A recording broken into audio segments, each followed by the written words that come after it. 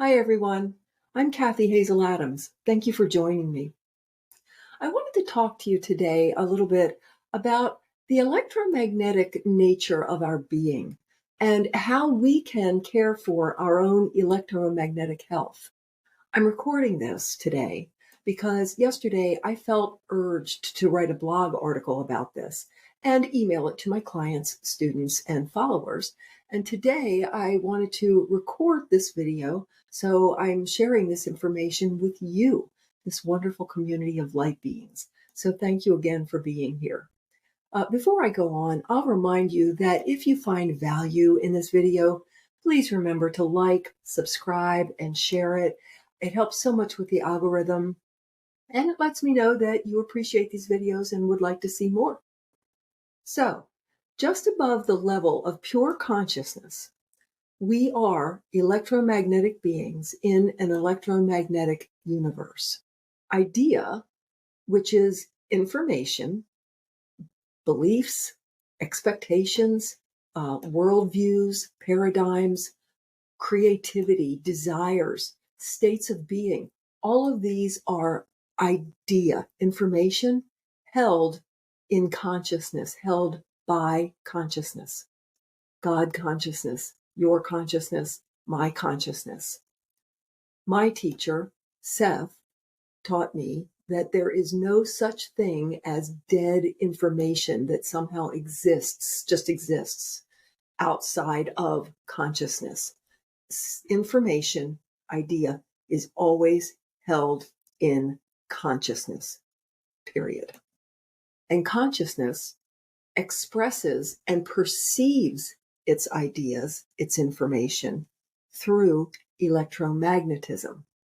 So I said a moment ago, just above the level of pure consciousness. Seth says that consciousness is actually built of units. He calls them consciousness units, or CUs. And he says that the consciousness units, which are infinitesimally small, they make a subatomic particle look huge, like a planet. They're so small. But these consciousness units cluster and gather together around and in idea, information, ideas and beliefs that are held, ideas of the construction of a world. They're all made of consciousness units that vibrate in and hold these ideas. All information that is expressed electromagnetically starts as a desire or an idea in consciousness, built of these infinitesimally small consciousness units. So for instance, and I won't go into this very much now, I do go into a longer explanation in my workshop, Energetic Fields, Vibrations, and Frequencies. I'll leave a link to my classes and webinars page below in the description. But consciousness units attract and cluster together to add to a belief or a construct or a state. So if you believe that human beings are built to evolve and ascend into a higher vibration and create heaven on earth, for instance, which I do. When we subscribe to an idea like that, part of your overall consciousness units actually start vibrating and they become that idea. They literally become that idea. And you add to the strength of that field of consciousness that the planet is evolving and humans are evolving into what they're truly built to be able to be and rise into a higher vibration. You are literally strengthening that idea by adding your consciousness units to that idea.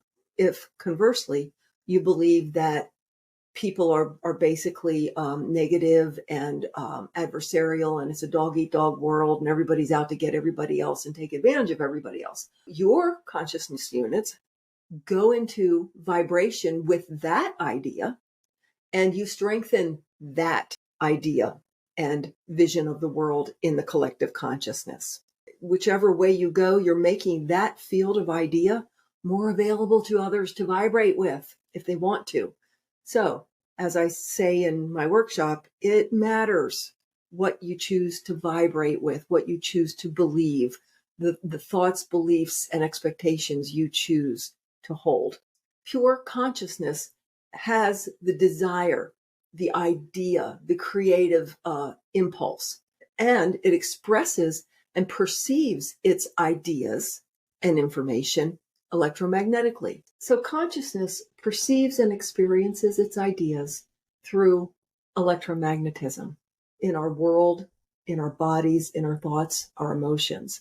So it behooves us to care for our electromagnetic health, both in the ideas, beliefs, and emotions that we vibrate in and in our physical bodies. I'll be talking in a few minutes about how we can do that. First, I'll read some of what Seth had to say about the electromagnetic nature of our existence and reality. This one is from the Seth material, session 504. Now, there are electromagnetic structures, so to speak, that are presently beyond your scientific instruments, units that are the basic carriers of perception. They have a very brief life in your terms. Their size varies. Several units may combine, for example, many units may combine. To put this simply, it is not so much that they move through space as that they use space to move through. There is a difference. So I, Cathy, read this as they actually, by their existence moving through space, create space by existing and moving. This is electromagnetic units. Desire appears on this other level, which is the very fine, undetected electromagnetic level. Desire appears on this other level in the form of these electromagnetic units, which then cause a light sensitivity. In a manner of speaking, thermal qualities are involved and also laws of attraction and repulsion. The units change the air through which they pass and draw to them other units. These units are not stationary. They have no home. They are built up in response to emotional intensity. That's important, guys. Those words right there. When we have ideas that we hold, beliefs about the world, beliefs about ourselves, an expectation about what has to happen or should happen or will happen, fear, excitement, whatever, emotional intensity behind an idea that we hold, electromagnetic units build up in response to the emotional intensity and cluster around that. Do you get the implication here?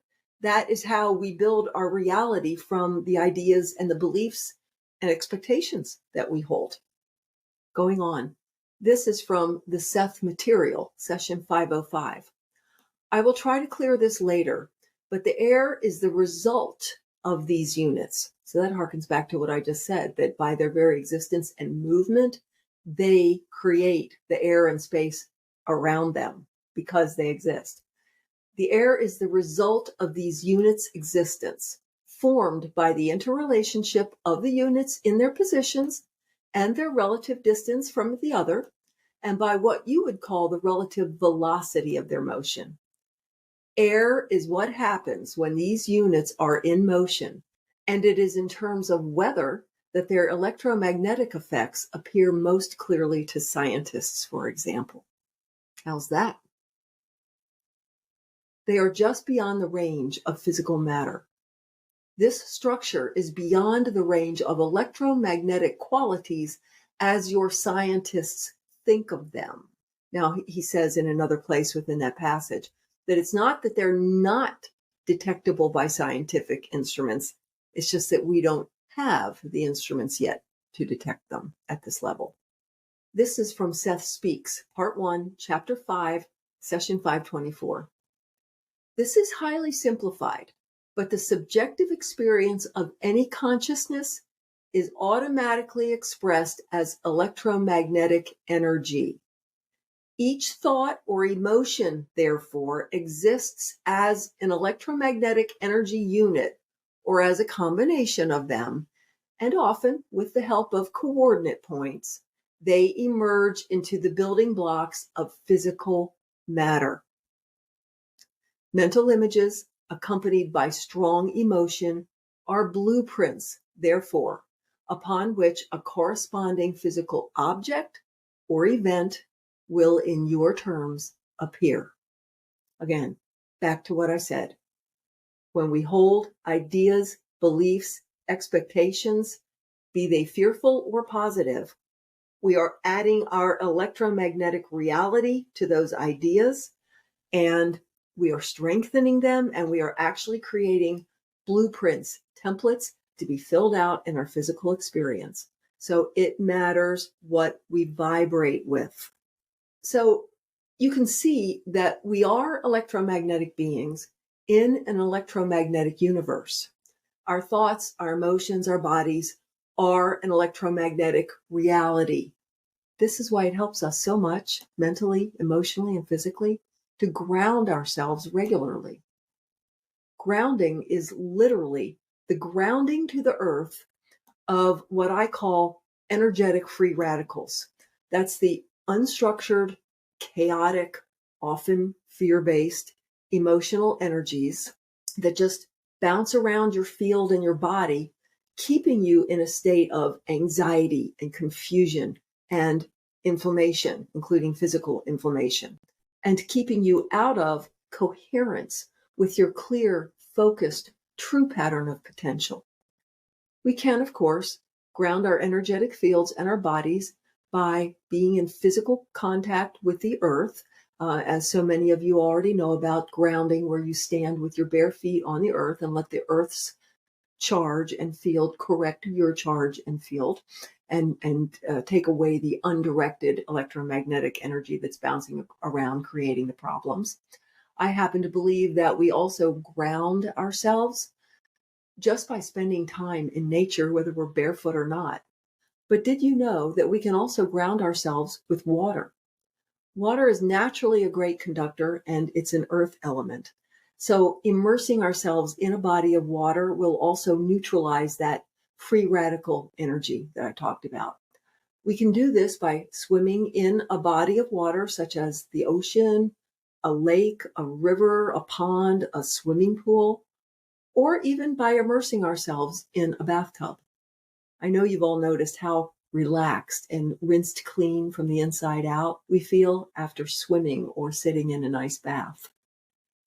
In messages from the higher dimensional beings, we are often reminded to keep ourselves hydrated as we ascend into the higher vibrational versions of ourselves that we are all becoming right now. But in one recent message, it was suggested that we drink water to ground energetic activations, upgrades, and downloads into our physical electromagnetic bodies. So drinking water, not only to hydrate, but to ground the energies and upgrades that we do want to embody into our physical electromagnetic bodies. Before I end today, I'd like to say a few words about the Lionsgate portal. Before I do, I would like to remind you, please click like and subscribe, leave comments. It helps with the algorithm. If you like, you can use a link below in the description to leave a thank you donation. The Lionsgate portal is technically on August 8th, 8/8, but it actually begins on August 1st and is said to go to August 12th, although our portals are never completely closed. This portal is just particularly open during this time.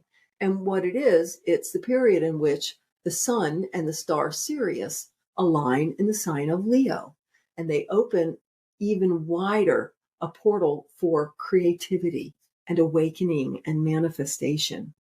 You can optimize this time for yourself by simply sitting quietly, imagining your heart and crown chakras to be open and receiving in a receptive mode, and holding the intention to receive all the energies and activations and inspirations and upgrades and downloads that will benefit you.